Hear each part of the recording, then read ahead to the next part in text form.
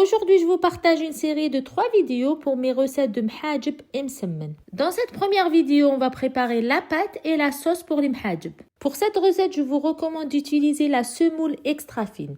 Dans ma tchna, j'ai mis 1 kg de semoule, le sel, puis je ramasse la pâte avec de l'eau tiède. Je la travaille pendant environ 5 minutes, puis je la mets dans un sac de congélation pour la laisser reposer.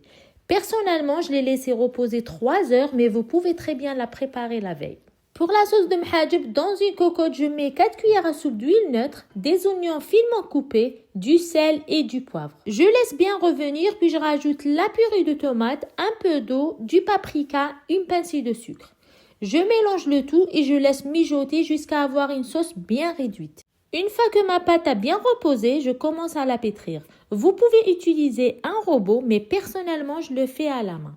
C'est simple, il suffit de suivre les étapes de la vidéo. Je l'ai travaillée pendant 10 minutes, puis je la laisse reposer 10 minutes. Ensuite, je commence à rajouter l'eau. On ajoute l'eau progressivement, puis on travaille la pâte avec les phalanges.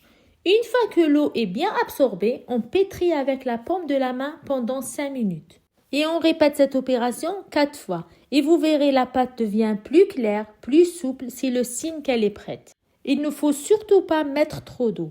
Quand la pâte a la texture parfaite, je la couvre et je laisse reposer 20 minutes.